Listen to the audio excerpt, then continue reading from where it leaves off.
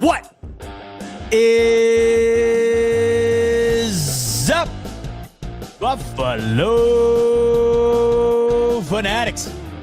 Z-Bot Rico.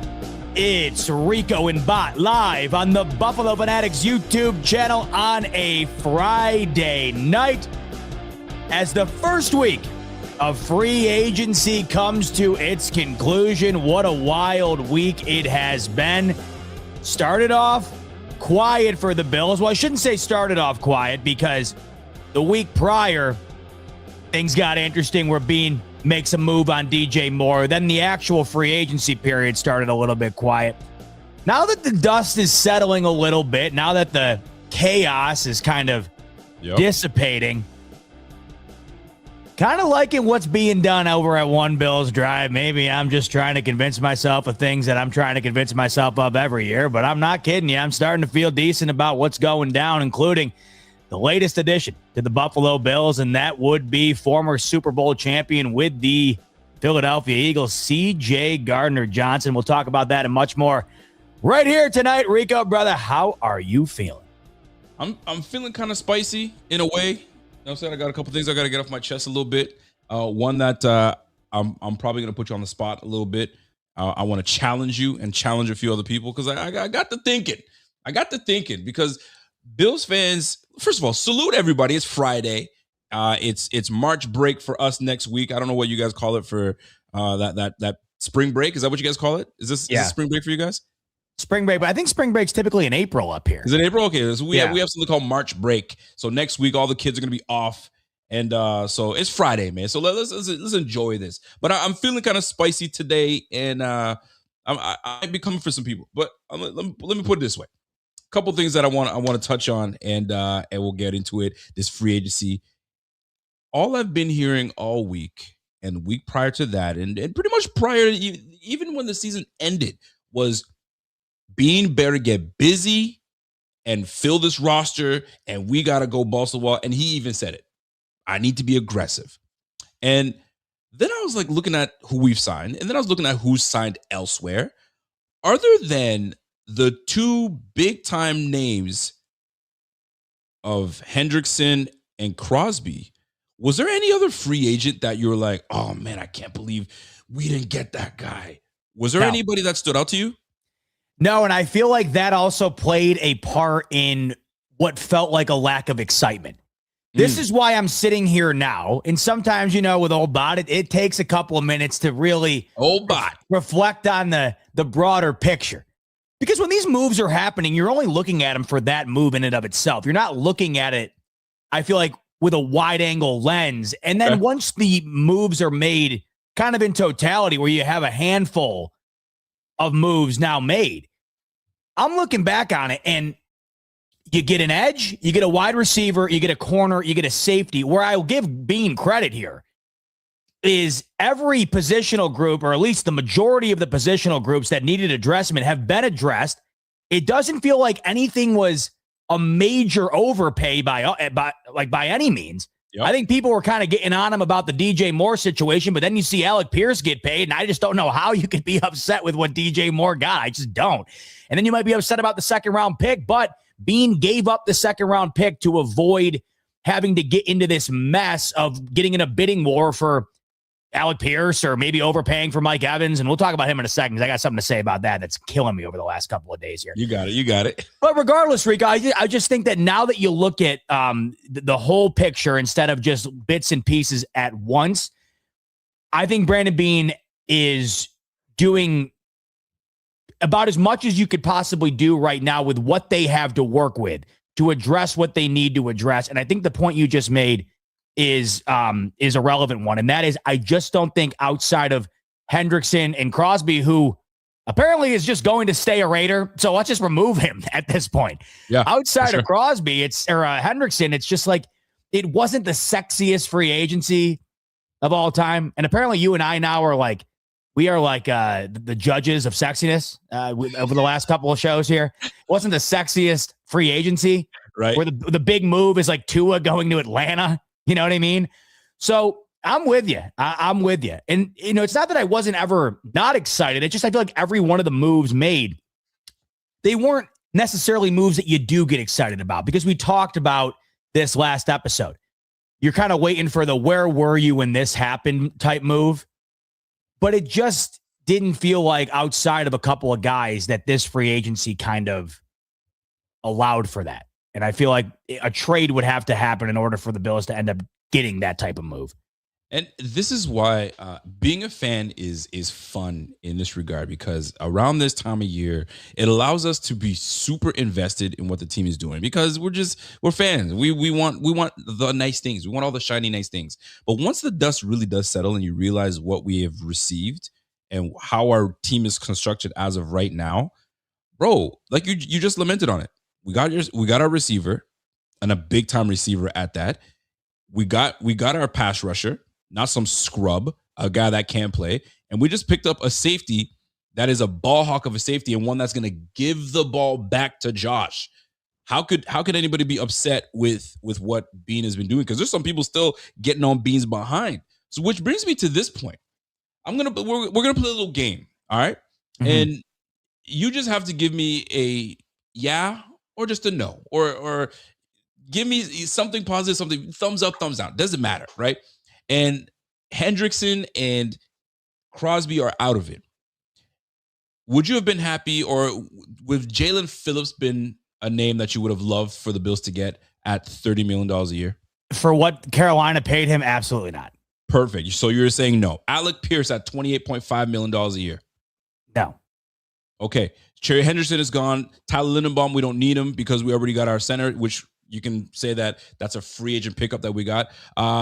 Adafe Owe, an edge rusher, $25 million. Would you pay? Are you ready to pay $25 million to Adafe Owe that you're like, okay, solid player, but is he really gonna get us over the edge? No, because if you were gonna make a move like that, then how do you not bump it up $5 million and go to Hendrickson? There you go. So Malik Willis, John Franklin Myers. I know that's been a guy that's been on some people's list on the defensive line. That would have been one that came from the Denver Broncos.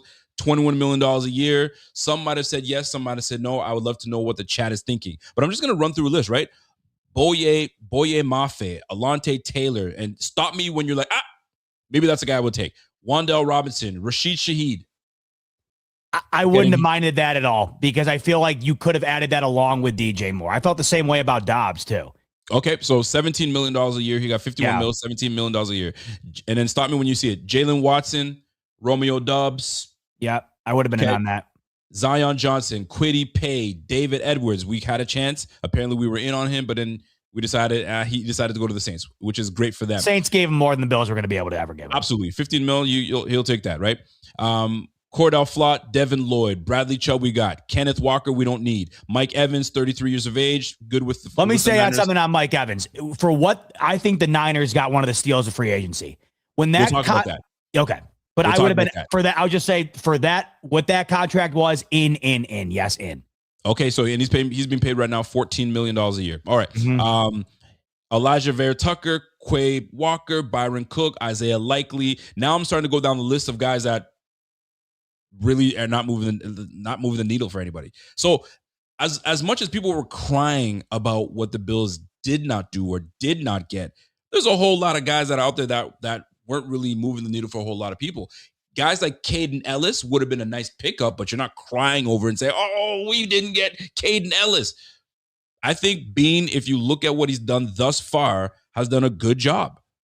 And I know people want to say, oh, because I was looking at the comments the other day, like, oh, when did Rico become such a apologist for Brandon Bean? I thought he was, bro, you poo-poo on the man when he does terrible job. But you can't tell me he's done a terrible job. And by going by the grades that some of the chat was giving him, bro, everybody was in a B minus, B plus, and the C pluses.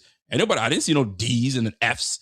Well, get out of here, man. So not every fan is like that, but it was bugging me because I was like, I'm on my way home driving, listening to talk radio, and I'm hearing all the free agents that are out there, and I'm looking at the roster that we have. Then I'm listening back to our show last night from a couple nights ago, and I'm like looking at the roster that we have, who we have on this roster. Bro, we're just a couple pieces away. And if you look at this team now, you got Cole Bishop, CJ Gardner-Johnson. That's a nice duo right there. That back end zipped up. Now, less stress. Now you can fill roles as you need. Hey, we liked what Shaq Thompson did for us last year. Hey, we bring Shaq Thompson. All right, now we can go into the draft and let these guys play out. We have Dorian Williams. That boy can play. I like Dorian Williams. And but that's what's next right there. The linebacker like if he would have gotten Dre Greenlaw yesterday, we could have been talking about getting up towards the A- territory here. I would have loved that. I think that's the one thing we're missing here. Maybe obviously guard too, but I feel like they might like what Alec Anderson is. And so maybe that's more the focus than going out and getting someone to solidify that starting spot. I don't know. The Wyatt linebacker though. Wyatt Teller. You got two linebackers in house right now that you haven't. I mean, have you heard a word about Shaq Thompson or Matt Milano? Not even just from the Buffalo side of things, from any side of things. Nothing. I thought Dre Greenlaw made sense. I guess the reunion with San Fran made the most sense, but makes sense. I think that's the one last area, right? Linebacker. Greenlaw has been dealing with some soft tissue injuries, so those things can flare up at any point. So almost kind of like you're taking a chance on them, and that's what it is. I think they did a 1-year deal with him. Greenlaw would have been great, but here's my question: you just mentioned two names. At least for me, I'd bring Shaq Thompson back in a heartbeat. Oh yeah. What about Milano? Would you entertain bringing back Milano and pretty much essentially bringing back the crew again? Or would you say, hey, we've had our time with Matt Milano. We're good. Shaq Thompson, at least we saw some great things, and he was pretty much the leader of that defense last year. Let's just focus on bringing in a linebacker from the draft. And we can land Rodriguez, that freaking stud of a linebacker, then that's a whole different ballgame. But your thoughts on entertaining Milano and bringing back the whole crew? Are you in on that? Or are you like, nah, I'm good? I mean, I feel like you obviously entertain it. You're going into what will now be the 5th complete day of free agency. I haven't heard a word about Matt Milano. And if anybody would hear about it, wouldn't it be us, like Bills fans? Facts. So I haven't heard anything. Same with Shaq Thompson.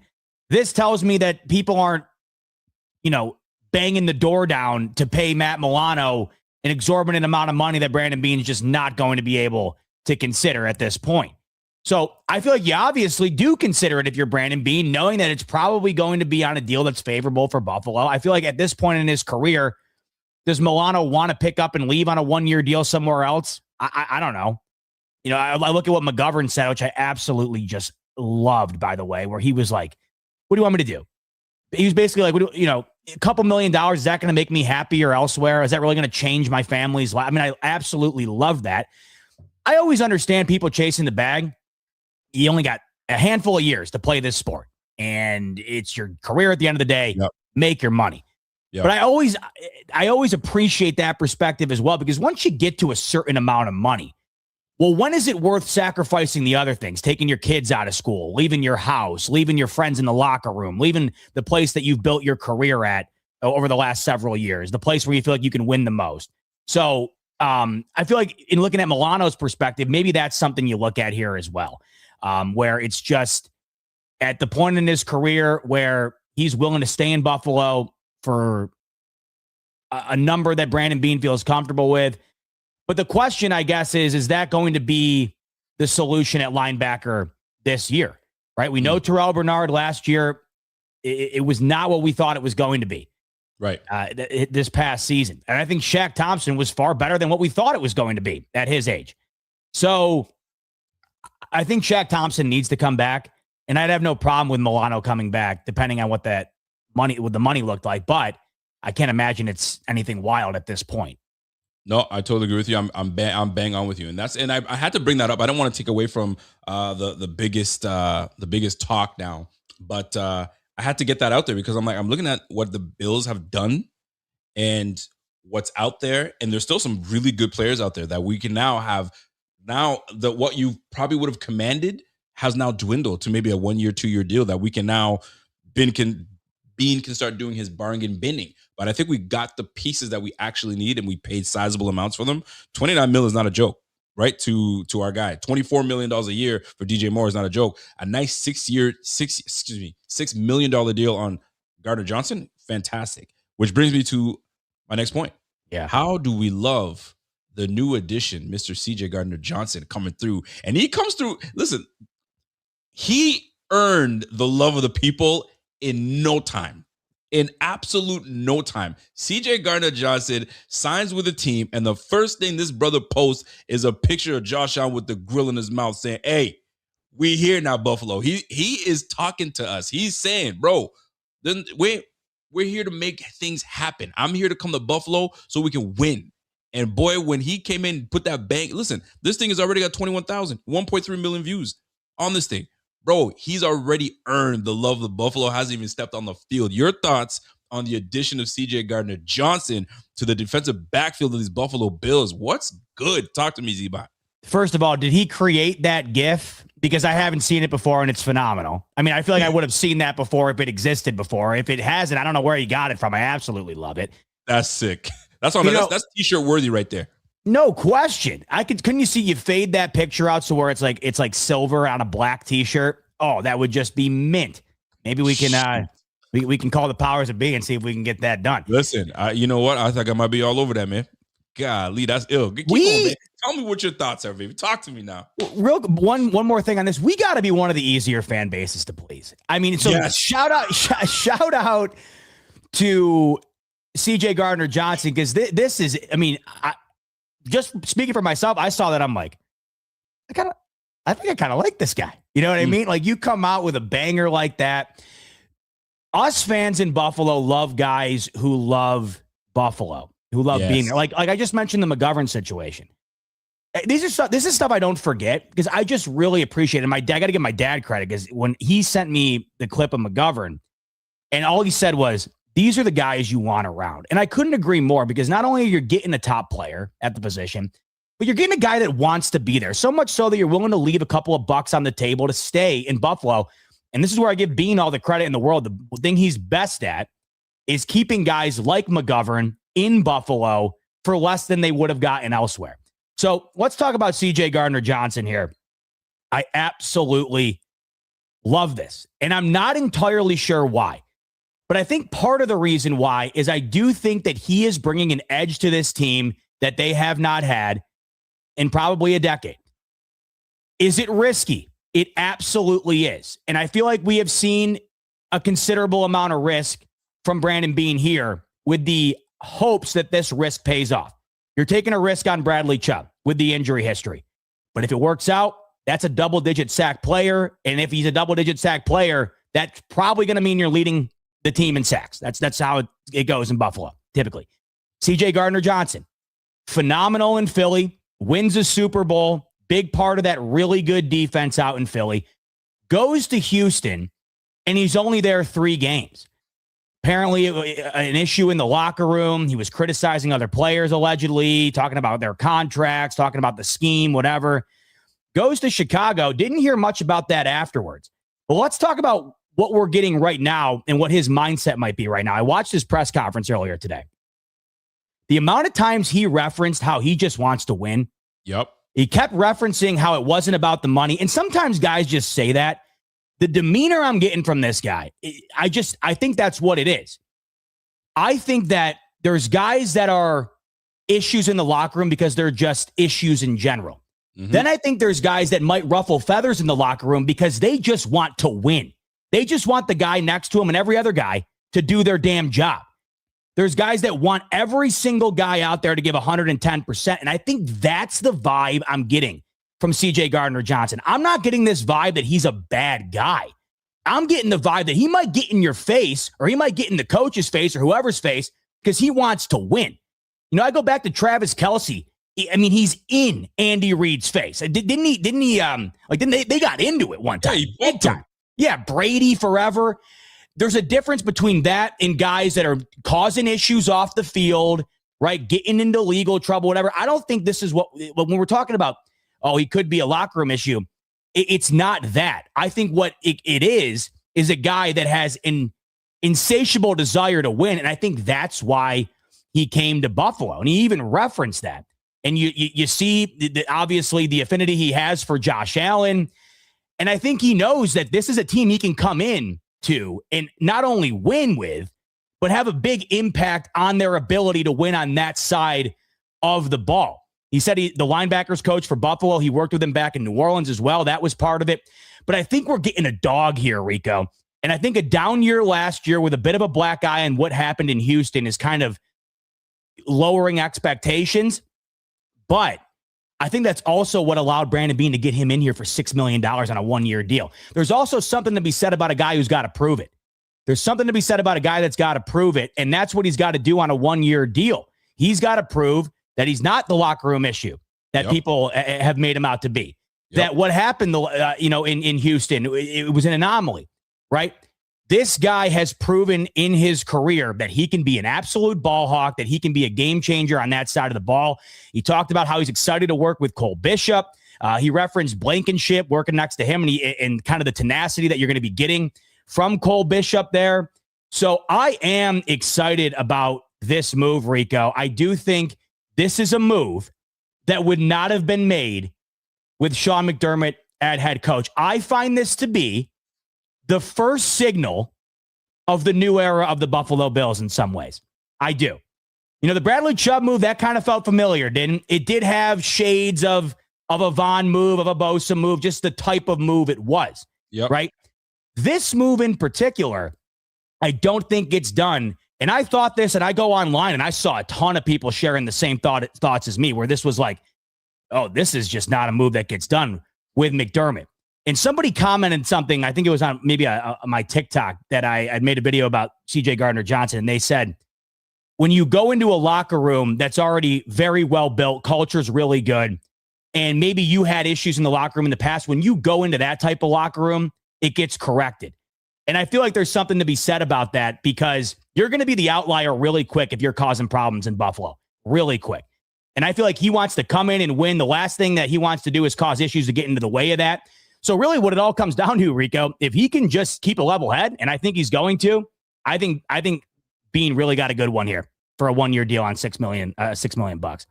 You couldn't have said it any better, brother. And there's not much for you. Listen, let's end the show. Let's end the show right now. Call it a day.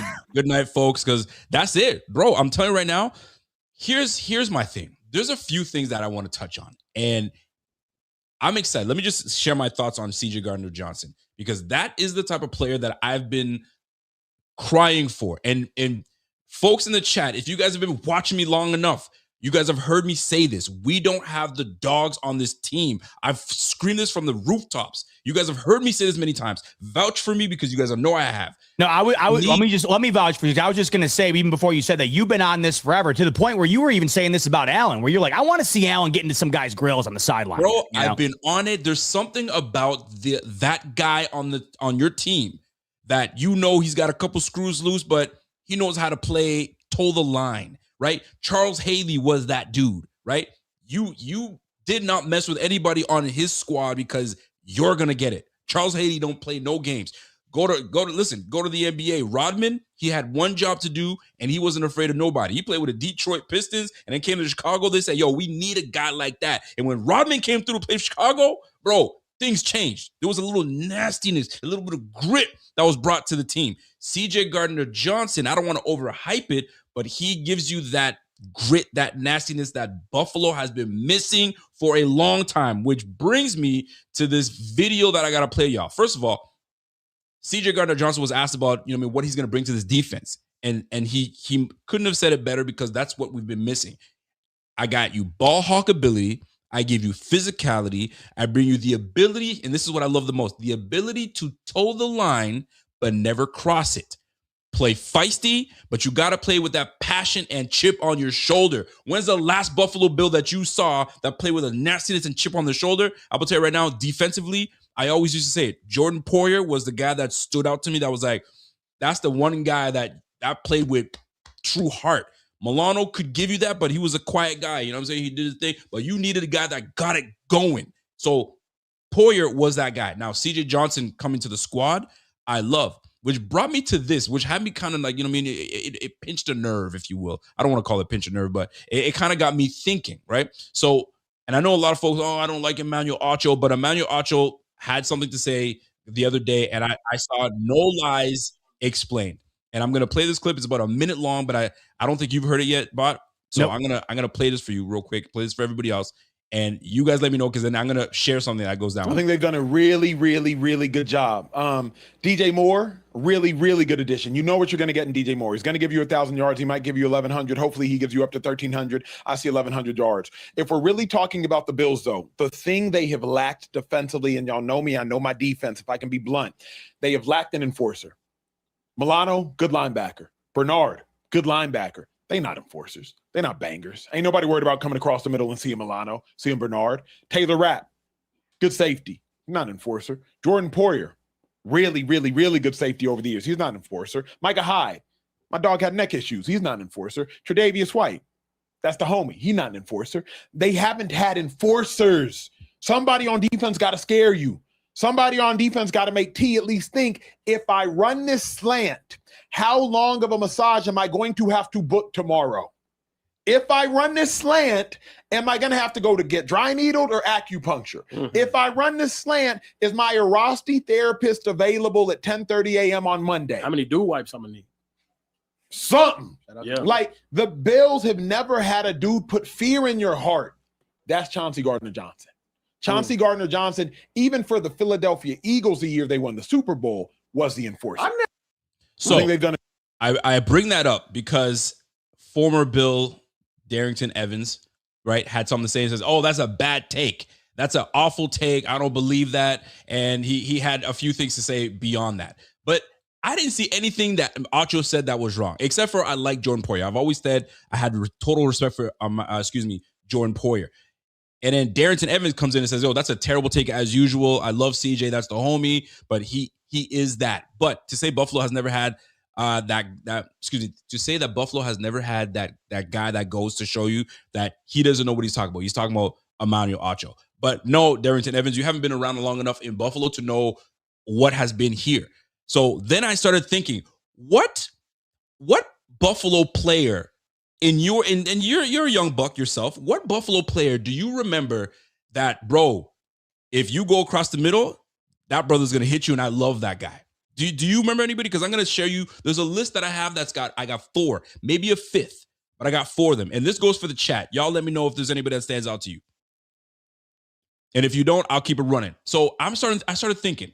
I was like, who on those Bills that back in the day, and I'm not going back to the 90s. I'm going 2000s and up, okay? There was a guy by the name of Dante Whitner, top 10 pick. We used to call him Dante Hitner because when you came across that middle, you going to get it. Go ask the San Francisco 49ers how they felt about Dante Hitner. Boy, that boy he will blow. Go ask Pierre Thomas how it feels when he comes across the middle. That boy got knocked the hell out, all right? That's number 1. Number 2, Nigel Bradham. I don't know if you guys remember Nigel Bradham. I loved Nigel Bradham. Now, I was absolutely upset when they sent him off. They said, "Yo, we're not going to bring you back." Then he went to Philly. Boy, that boy he could give it to you. Takeo Spikes. Do not play. Listen, I have to go back to the 2000s. And then I have Jordan Poyer on my list because I love Jordan Poyer, right? But those guys, you knew. You came across the middle, well, you're going to feel something. When's the last time you felt something from anybody in the Buffalo Bills in the defense going across the middle?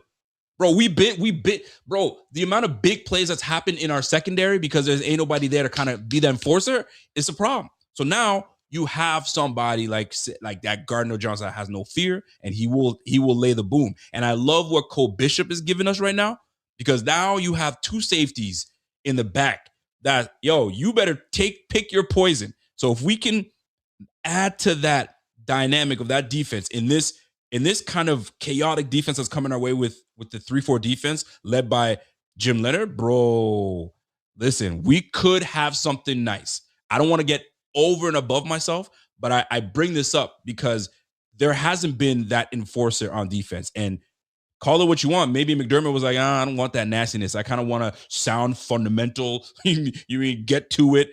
Bro, sometimes you gotta go outside the box a little bit. And outside the box, I think we did this with CJ Gardner-Johnson. He's an outside the box signing for us. So come on with it, my man. So I like so far what the defensive backfield could look like with Max Harrison on one side. You got our guy Christian Benford on the other side. You got the 2 boys on the back end. Fix that middle of that linebacking defense and that defensive front. Boy, we could have some real nice. So CJ Gardner-Johnson brings something nice to the defense. And here's I gotta get. I love when people do this. Keep dreaming, Rico. Paul, my guy. These are the people that make these comments are the same guys who be like, woo! Did you see that? What a signing. Talk a lot of that ish now, but later on, they be the same ones doing one of these. Man, I love it and I hate it at the same time. And Paul, I'm not coming for you. It's just I've seen that too often. So this is something that we should be at least, I wouldn't say praising, but we should be looking at this encouraged that we're kind of going outside the traditional Bills move box. This is not a signing that we normally do. So this should be something that we should be encouraged about. So big shout out to Bean for that. And now we can kind of start to see what this defense could potentially look like. And now we can have someone that's going to match Josh Allen on the one side of on the offense, which is DJ Moore and James Cook. And now we can start to kind of see where things are going to come out. I'm encouraged. I'm very encouraged. So let's see what Bills Mafia's got. Speaking of that back end as well, CJ Gardner-Johnson said that D. Alford's one of the coldest youngins he's seen in a bit. Said he was excited to play with him. I mean, listen, I don't know who his PR guy is, or maybe he's just damn good at it, because you drop the Josh Allen grill meme, and then you're telling me that the other latest addition to this Bills backfield is somebody you can't wait to play with because you think he's one of the better young guys in the league. So I'm in on it. I mean, the tenacity part of it is I think, I love that clip you shared from Emmanuel Acho. I think that he nailed it because I feel like it is something that has been lacking to some degree. Yep. We've talked about this before. It's something that's been lacking in the NFL over recent years, it really throughout the league. I think it's because it has been ruled out of the league in a lot of ways, the ability to be the enforcer. But, this is a guy that's known to run his jaw out on the field, which I love. It's what we love about Allen. We love about Deion Dawkins. I really do like that angle of it. It just, if you got to keep it contained to a degree, right? It can't blossom into an issue with your teammates. But I am all for getting in the grill of the opponent and all that stuff. I'm all about it because I find that that's something that's lacking league wide, and it certainly has been lacking in Buffalo. And if you're backing it up with good play too, that's going to trickle down through the whole rest of the unit too. Think about it. That one play, although it wasn't a physical play, but sometimes it just takes a hit, a tackle, a big play to kind of juice everybody up. Going up against the Bengals, when Benford came in and took that pick six, took it back to the house, boy, did we were. This was a drive that was probably supposed to kind of drag on, and then they'll probably end up with 3, and then we're down by, I think at the time, would have been down by 7 or by 10. I can't recall. That interception turned the game around. Sometimes a big hit up the middle can turn a game around and juice everybody up. So that's why you need that. You need that mixture of nastiness and leadership on the squad, and he brings you both. So big, huge signing by the Bills. And hopefully this pans out the way we need it to. 20 interceptions is not something to scoff at. 20 interceptions in 7 years. Nothing to scoff at. He's got 2 years of 6 interceptions in his career. So that, that he knows how to be around the football. You love that. Now, being on several different teams, we have to talk about that as well. Your thoughts on him going to a team and the team saying, yeah, you know what? It was cool. Yeah, we're going to look another direction. We're going to look at another direction because I don't know if I need all that. Your thoughts on that, the stigma that's attached to CJ Gardner-Johnson's name? Because, yes, we know he can play, but then you got that whole other side.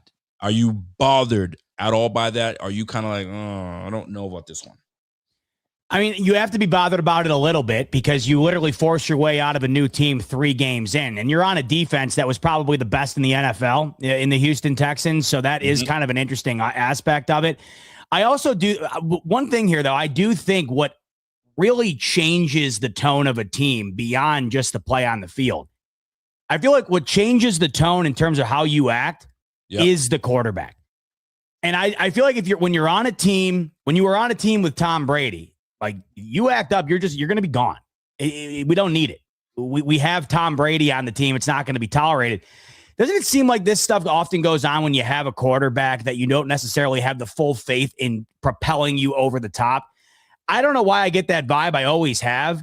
I feel like when you go to a team with Josh Allen, you can't be the one outlier guy who's causing issues because you're just going to be gone. So once again, it's a 1-year deal for CJ Gardner-Johnson, and you're in a position to win. This is about as good of a position you're going to be in if you want to win, which is clearly what he wants to do. He referenced it nonstop. He just wants to win. He wants to win. He wants to win. Correct. You can't put that opportunity in jeopardy. And I know what happened in Houston is not a great look. Criticizing teammates allegedly, had issues with his personal role, the scheme, forced his way out of there essentially. But there's something to be said about coming to Buffalo where the culture that is instilled is just not going to tolerate that. And I feel like you have to have the fortitude going into this to know that. And I feel like you don't put yourself in a situation on a 1-year deal where you're going to a place that is going to allow you to fulfill exactly what you're after, and that's win football games. I just feel as though the setting, the team, the quarterback, I'm by the way, somebody who, as I usually, this is one of the things I liked about McDermott. I don't like adding potential distractions, but from what I've seen here, like once again, the issues seem to be more rooted in wanting to do things that would better the team, at least in his opinion, to win. I don't see issues here that are broader issues that could wind up getting the Bills in hot water or could wind up, putting a black eye on the team. Yep. I feel like we have more of a grit and tenacity here that just didn't work out in Houston. We will find out, obviously, but I'm giving him a chance here because I do feel like the guy just wants to win, and I think that's what you're not going to find another quarterback in the league who wants to win more than Josh Allen. So I feel like once again, back to my quarterback point, the desire is going to be matched. What CJ Gardner wants is what the leader of this team wants. It's what they all want. And obviously nobody wants to win more right now than Brandon Beane and Joe Brady because they got a lot to prove at this point, taking over the team now post Sean McDermott. So yep. I think you're walking into a pretty good spot here if you're CJ Gardner-Johnson. And you said it earlier, right? You know he wants to win. So he's already got that passion in him. He's also been winning the fan base. And we talked about that. There is a clip of him explaining, and you said it, man. Like, well, who's this PR squad? Like, because he just knows exactly what to say and what to do. Well, he explains the viral, right? Josh in the grill, do one of these. It explains how it came about. So I haven't listened to it yet. We're about to find out how he came about that. Hey, CJ, I just wanted to circle back one thing. You're talking about Josh earlier. A lot of people. Side note, I just love when people say circle back. Let's circle back to what we talked about there. It's a very corporate saying. So corporate. All right. Hey, CJ, I just wanted to circle back one thing. You're talking about Josh earlier. A lot of people, over 1 million, saw the tweet of Josh with the grill yesterday. How quickly do you have that one ready to fire off? Good question. Okay, so actually I was looking for the people that jumped through the table one. But it was like when I put Bills Mafia, the first thing popped up was Josh Allen and Grills. And really? I'm in Houston, and Johnny Dame is down the street. So it was like, oh, that's a good kind of tweet. Kind of make one that's, and it fits him. It's like, what would Josh Allen look like with a real diamond grill? That'd be sick, right? That's you might be able to convince him. He's batting 100 right now. Oh yeah, maybe you get it. He knows what he's doing. Win a Super Bowl, get him a diamond grill, right? I was just gonna say, I didn't even know he said that. I was just gonna say right now, if they win it, you better believe you will see Allen in the grill. That is an absolute fact. Listen, this Allen in a grill is like Kirk Cousins in the chain. You know what I mean? So you put that brother in a grill. I mean, listen, it's no different. It pretty much is Trevor Lawrence. When they put Trevor Lawrence in there, Trevor Lawrence had that grill. They made that grill up. Yo, Josh Allen go be in that Kirk grill Cousins. Too. You got Kirk. Yo, listen, put those 3 guys on a t-shirt, right? You got Kirk Cousins, Josh Allen, and Trevor Lawrence chained up with the grill. Boy, that'd be a badass t-shirt. Only if my man, if he can get a spot, Kirk Cousins can get on a spot and play. That'd be dope. But yeah, man. I mean, listen, CJ Gardner-Johnson is doing all of the right things right now. Right. Things can change very quickly, but I'm in that camp where Bro, I think he knows. He understands. There's a stigma attached to him. So he's not trying to be some guy that moves around year after year after year, because it's difficult to keep moving city from city to city. This might be one of those locker rooms. This might be one of the cities. This might be a team that he's like, bro, this is just the right thing I need for me, right? This is the right scenario, scenery, the teammates, the way this locker room is, the way this place is. I'm going into a new stadium. Bro, I'm trying to be here. Yeah. I like it here. And that's what most folks do. They come to Buffalo and they're like, bro, I've been hearing all this stuff about snow, this, that, and the third. Man, bump the snow. I love this place. And that will get him into a multi-year deal where now we have him and Cole. He's only 28 years old. And Cole Bishop's what, 23, 24, 25? Bro, that could be a nice little tandem. Now, I might be getting ahead of myself here. I don't think you are. Because you know what he said? You know what CJ Gardner said? He said that essentially Buffalo is just about ball. It's just ball. He even referenced the hockey, where he's talking about the fact that the city is essentially synonymous with ball, football, puck, whatever. It's sports, and that's pretty much where the buck stops. He even alluded to the similarities of it being a college town in a way, where it's kind of going back to college, where it's sports, and that's that. And this is the one thing that I think is underappreciated about Buffalo. How often do you see people criticize going to Buffalo? Who the hell would want to go to Buffalo? Who would want to deal with that weather? And then how many times do you see guys actually end up in Buffalo and they're like, I love it here. The city's great. It's all about football. These fans are unbelievable. All they care about is the team. They're so invested. They're so bought in. It's the best fan base of anywhere. You got a city that literally lives and breathes what you guys are doing out on the field. That doesn't seem to be lost on CJ Gardner-Johnson. He literally alluded to the fact that the city is all about the ball. And guess who's also about ball? All about ball. From what I can tell, it's CJ Gardner-Johnson. I want to win. I want to win. It's not about money. It's not about money. It's about, it's about the game. It's about the game. Once again, some guys just say that. I'm not getting that vibe from him at all. It feels like exactly what he's looking for is exactly what the city of Buffalo is going to be able to provide for him. This is breaking news. The Bills have signed. Okay, you want to talk about something now, boy? We got something. Oh, the Bills have just signed free agent Geno freaking Stone. To a 1-year deal, 14 career interceptions, 21 pass breakups, and it will be a key contributor on the Bills defense. Bro, this is a name that I've seen circulating. Now, why isn't this safety picked up? Why isn't Geno Stone picked up on the squad? Bro, this is a low-key fire pickup by Bean. Bro, going back-to-back safety? This is big. This is a big addition to the Bills' defensive backfield. Ladies and gentlemen, we got Geno Stone as one of the next additions to the Bills' defensive backfield. Bro, this is a big move. For those that are, a lot of folks are probably kind of wondering, like, who is this guy? But if you look at what people are saying, man, this is a very solid pickup for this defense. Here's the theme that you guys have to understand. We want turnovers. The Bills want turnovers. Give the ball back to Josh. The year before, we were one of the league leaders. We had, 32 takeaways, 16 fumble recoveries, and 16 interceptions.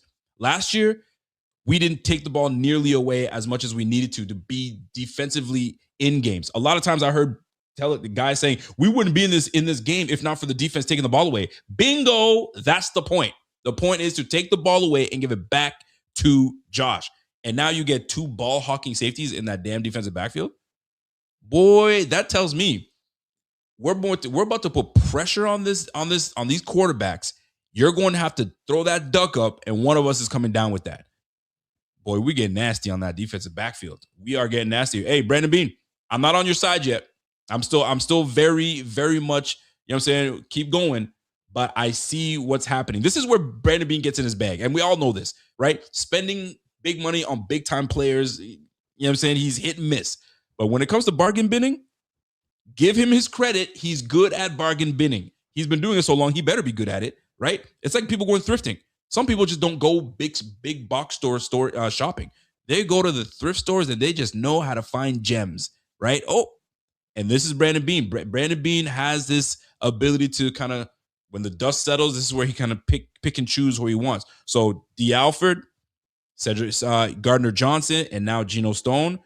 very big pickup for the Buffalo Bills. Your thoughts? I know you probably don't know too much about Geno Stone, but on just adding another safety and a ball hawking one at that. What are your thoughts? Well, the interesting thing about Geno Stone is his best ball was played in Baltimore. It was a dip in production in Cincinnati, but is that because of the fact that Cincinnati's defense in totality was just horrid?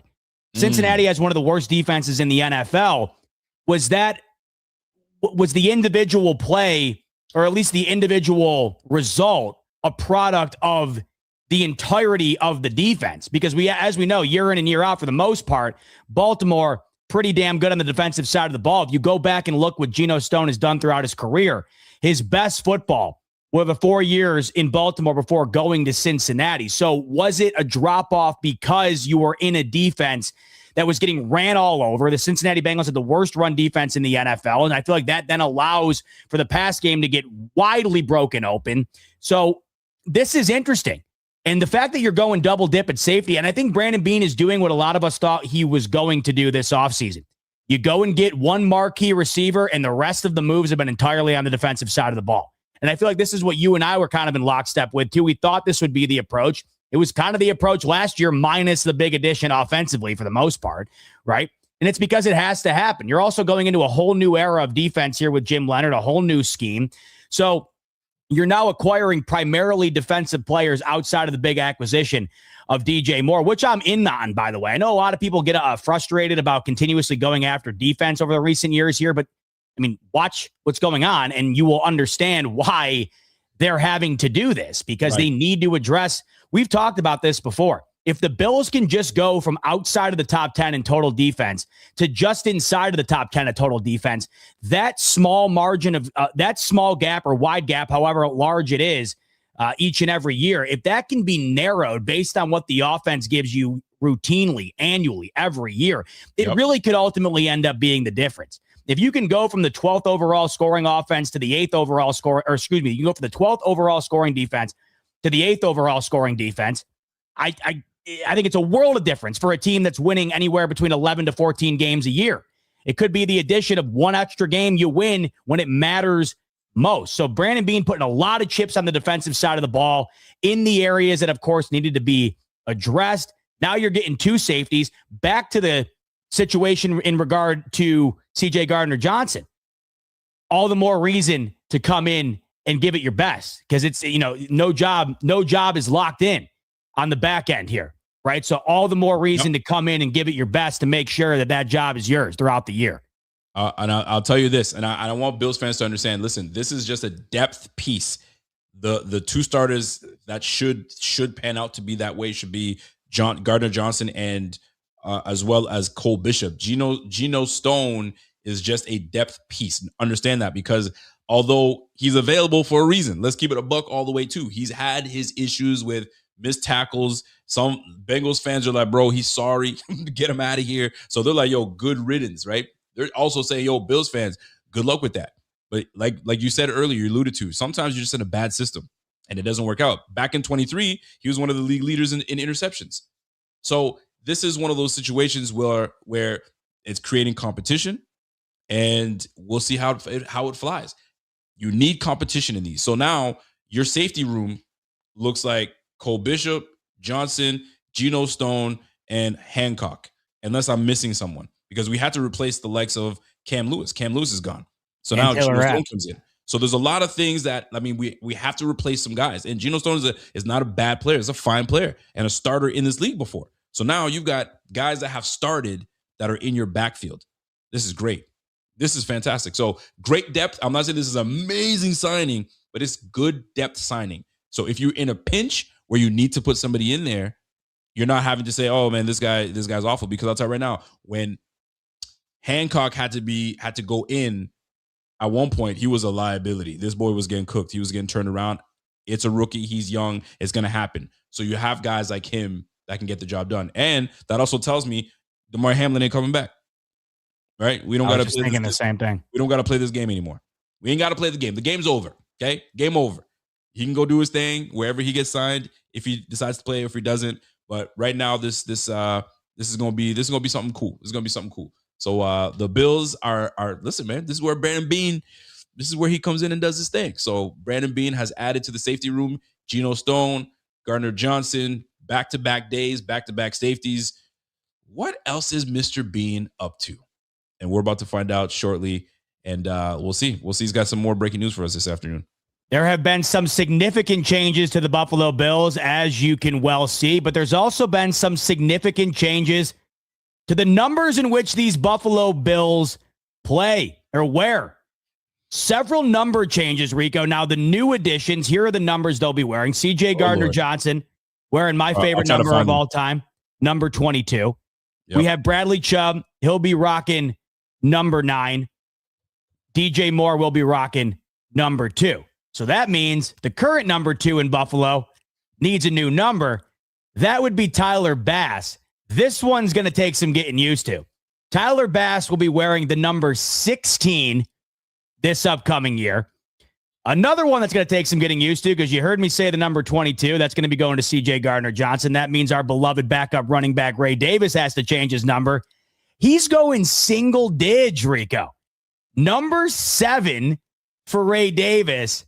And then Greg Rousseau, Groot, going from your classic defensive lineman, edge rusher type number to 15. I'll tell you, the teens on the D-line, Rico, I cannot get used to. I cannot get used to it. Are you the old man, get off my lawn? Like, don't do that. You're messing up the game. Take the numbers you're supposed to. Receivers in the 80s, running backs in the 20s, kickers in the single digits. Bro, I'm not with that. Take the number that is sick.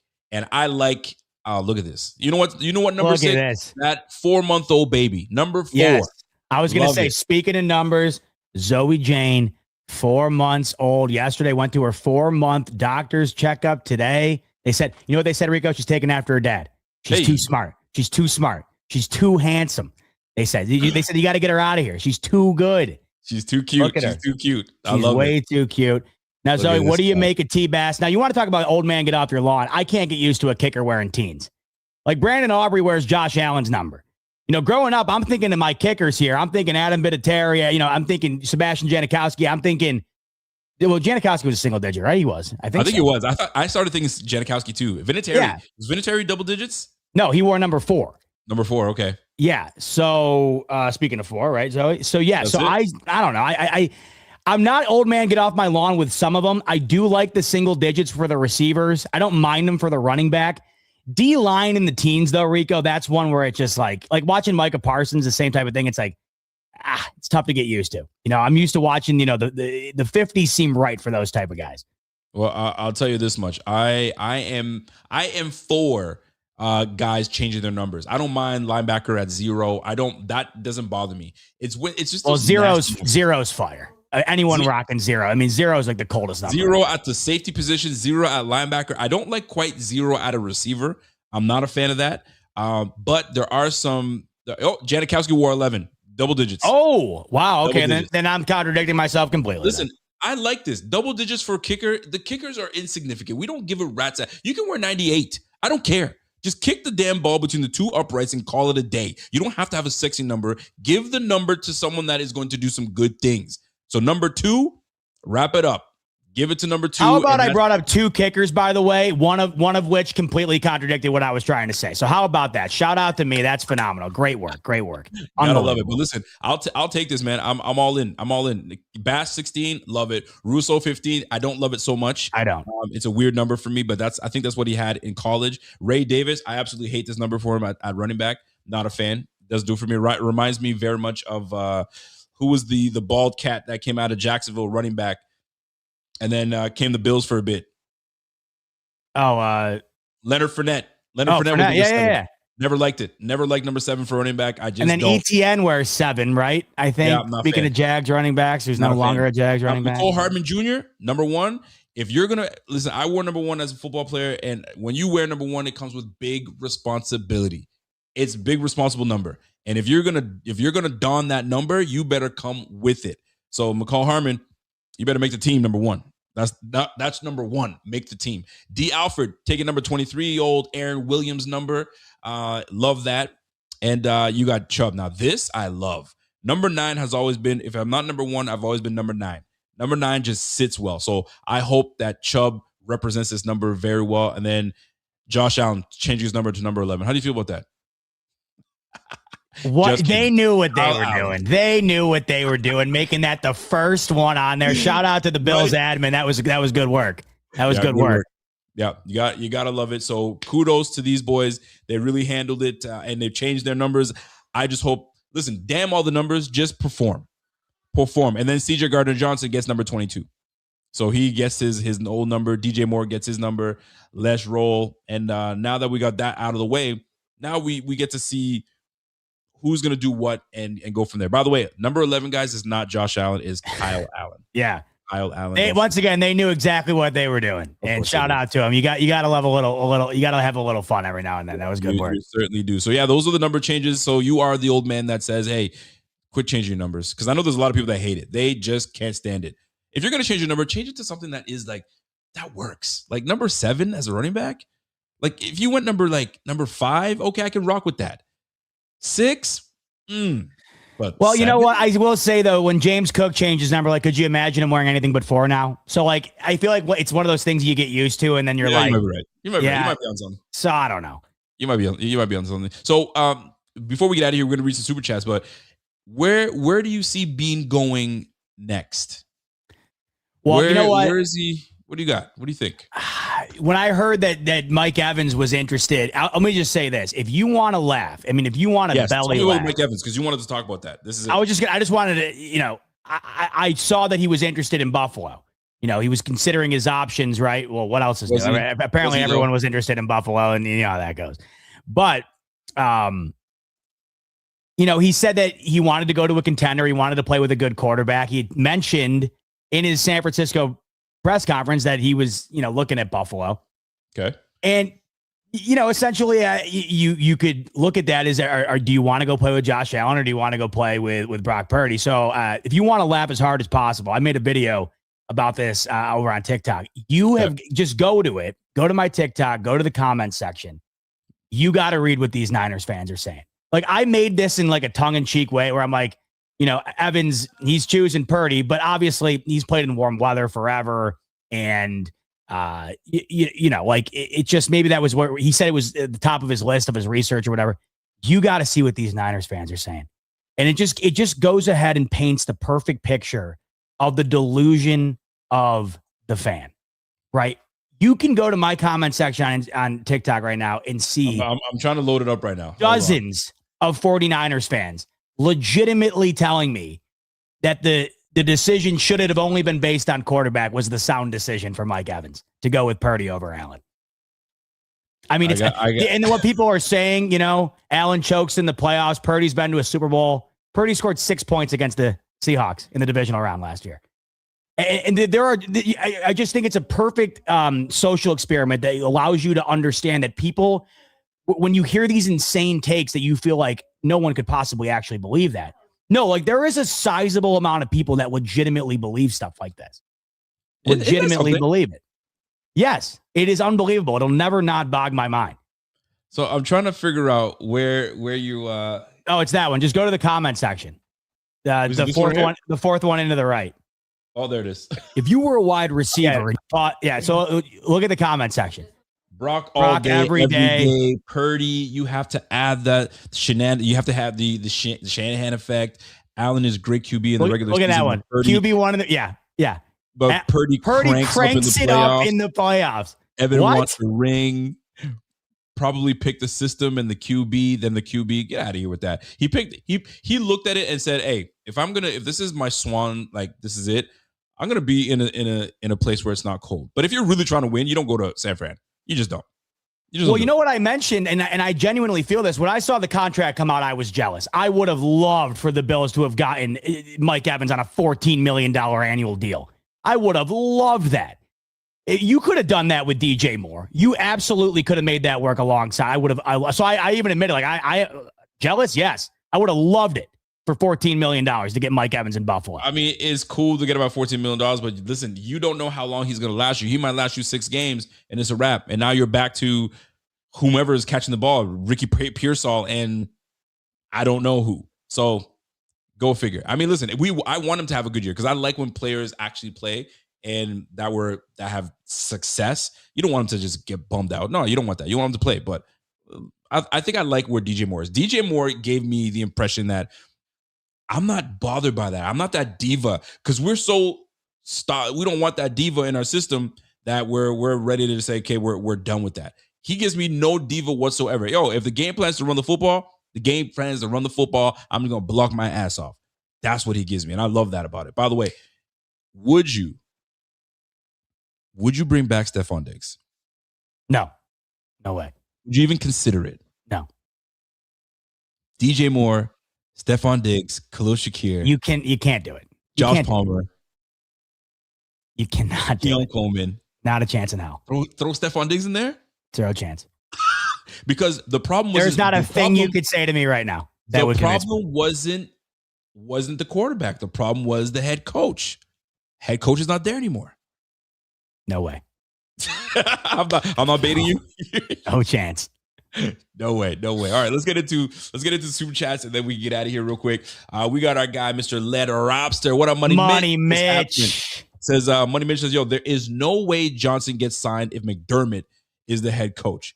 We are in a new era, boys. Appreciate you, boys, for your coverage and analysis. Buffalo Fanatics is the best channel on YouTube. Sabres are the best on the ice. Let me give you some of that. Hey, they finally lost last night. They finally lost. I hadn't seen that. It was unbelievable. It was almost like pigs were flying. That's how long it's been since they've lost. It felt like. Jeez, that's a good sign.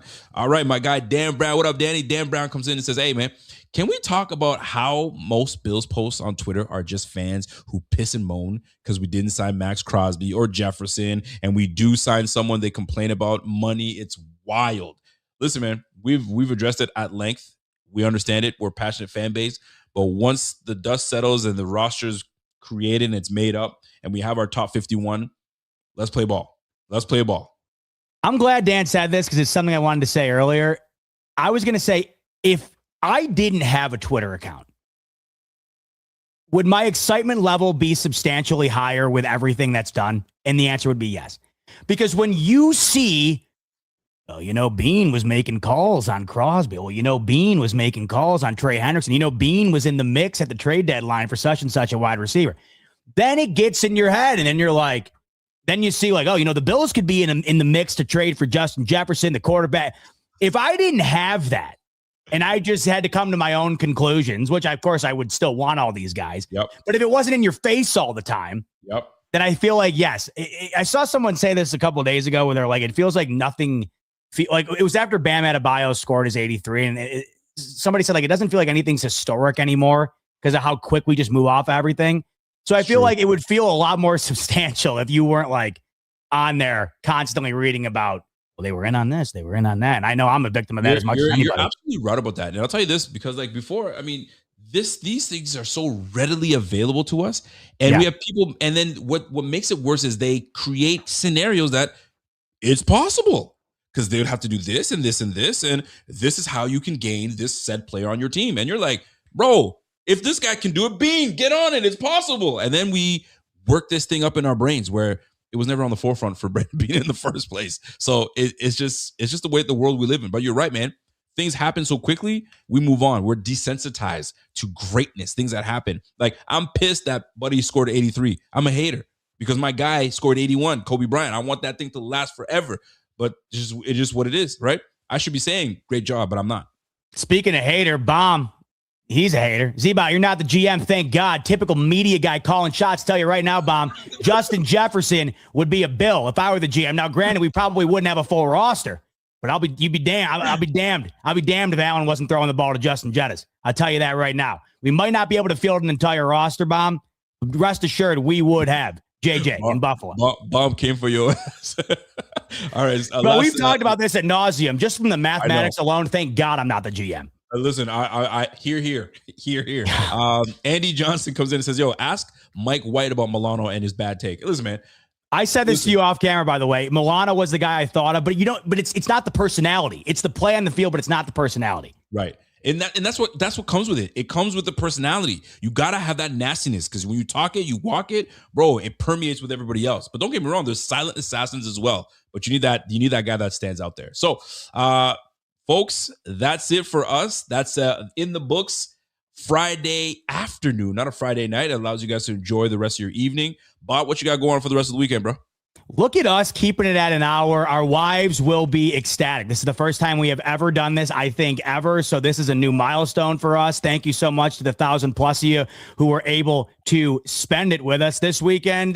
We have a dinner tonight, and I don't know, whatever Zoe and Caroline want to do, I'll be doing. How about yourself?